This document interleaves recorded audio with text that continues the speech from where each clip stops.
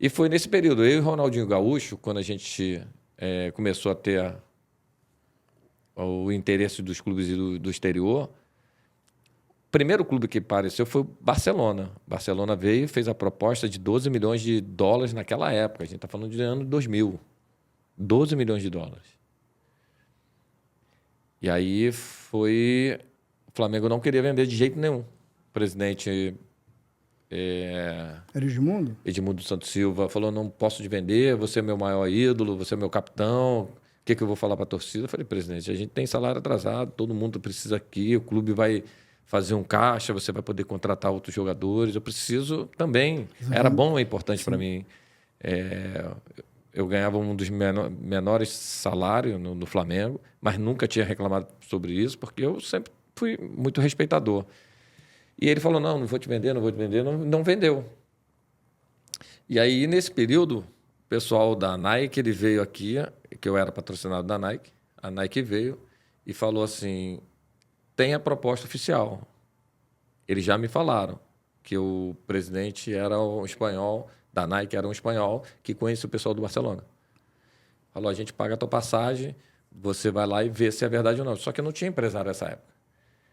Aí eles pagaram a passagem do meu pai pegou as coisas, foi lá. Foi até engraçado que a gente não tinha dinheiro, né? Porque salário atrasado, sem dinheiro nenhum. Militar. Aí meu pai chegou lá na viagem, queria tomar um café e não tinha um cafezinho para tomar porque não tinha um dinheiro. Aí ele viu umas moedas ali, sentou em cima das moedas para pegar aquela moeda para poder comprar o cafezinho. E aí, chegando lá, teve impeachment do presidente, não podia contratar nem vender nem enquanto não tivesse a figura presidente do clube. E o empresário que tinha junto com o pessoal da Nike falou assim, mas tem uma outra possibilidade, que é a Juventus. Pô, 2 grandes clubes, né? Cara? O clube... Aí meu pai, já estou na Europa, vamos lá ver. Chegou lá, eles fizeram a proposta, mandou por fax.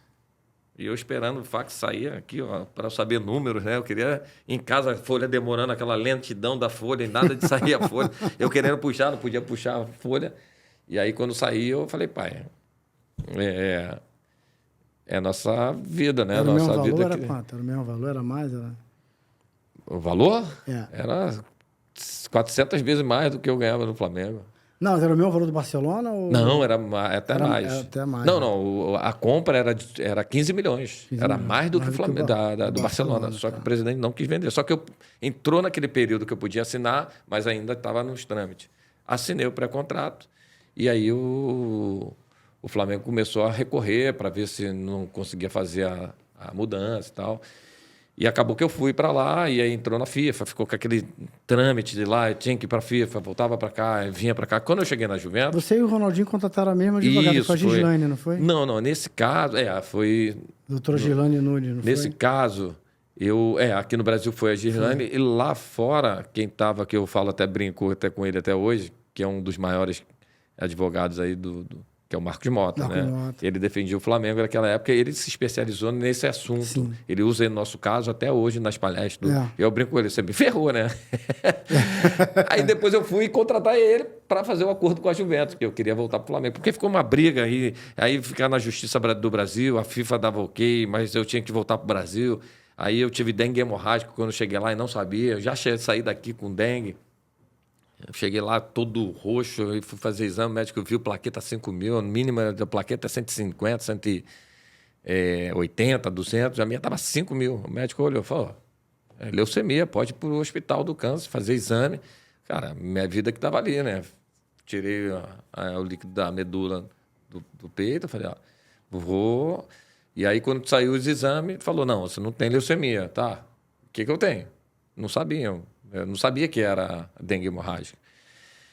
Aí passou um tempo, 6 meses eu ficava indo para os jogos, só podia ir para os jogos se o exame saísse 90 plaqueta, 90 mil. Se tivesse menos que isso, eu não ia para o jogo. Era de 90 para cima. E aí eu ia para fazer o exame, torcendo que o exame tivesse bom. E me sentindo muito fraco ainda, né? Eu treinava e me sentia fraco, porque a plaqueta te deixa com a parte física muito debilitada. E minha cabeça em si não estava boa para aquele momento, porque eu não sabia o que eu tinha. Aí acabou os 6 meses do período de temporada, voltei para o Brasil de férias, fui na hematologista, fazer todo o check-up aqui no Brasil, fiz todos os exames. Ela pegou lá, olhou, microscópio, falou, Tio, só tem 2 coisas que pode ter sido, não tem outra coisa. Você não tem nada, você está curado, você está tudo bem, não sei como te cuidar, mas você está curado. Só tem 2 coisas. Ou púrpura, que eu tive quando eu era criança, ou dengue hemorrágica. Não tem outra situação, você não tem nada, você está perfeito. Aí eu falei, opa, agora estou legal.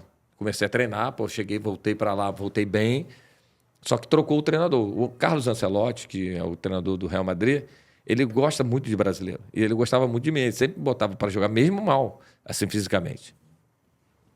E quando teve a troca, entrou o Marcelo Lippe. Eu até brinco que o Marcelo Lippe, quando chegou lá, ou o Ronaldinho fez alguma coisa fenômeno com ele na Inter de Milão, porque ele falou, primeiro brasileiro que eu vou ver, vou arrebentar ele. Foi o que aconteceu. Nunca me botou para jogar, e eu bem fisicamente, já preparado. Os jogadores mesmo falam, você está voando, você precisa ter só chance de novo para jogar, porque você está... E os jogadores falavam. E aí, Zidane elogiando pra caramba nos treinos. Aí... não tive chance. Aí eu queria voltar para o Brasil para ir para a Copa do Mundo, porque eu estava sendo convocado quando eu fui. Depois que eu fui para lá, nunca mais eu fui convocado. E aí, com as situações todas de clube, aquela coisa toda de afastamento, eu falei, vou fazer o acordo, tento voltar para o Flamengo para tentar ir para a Copa do Mundo. Foi o que eu fiz. Me arrependia, lógico que porque as coisas não encaminharam da forma que aconteceram, da forma que eu gostaria. Não fui para a Copa de 2002, onde o Brasil foi campeão. Machuquei meu joelho, eu tive que operar. Voltei para a Juventus. Quando eu voltei, acabei fazendo um acordo com a Juventus. Foi onde que eu contratei o Marcos Mota para fazer o acordo. Para voltar a atuar, porque eu ia ficar mais de 6 meses recuperando. E a Juventus querendo já que o Flamengo pagasse, porque a culpa foi no período que eu joguei no Flamengo. Eu falei, não quero mais problema não, vamos fazer o acordo. A gente já abre mão do salário e tudo, e volto. E aí foi o que eu fiz, assim. Mas são coisas que... são escolhas, sabe? São escolhas que a gente, às vezes, não tem uma... Hoje em dia já tem algumas empresas, empresários, que fazem um planejamento de carreira de atleta. Não tinha na época, né? Eu nem sabia o que era planejamento de carreira. Eu só queria jogar futebol, pô.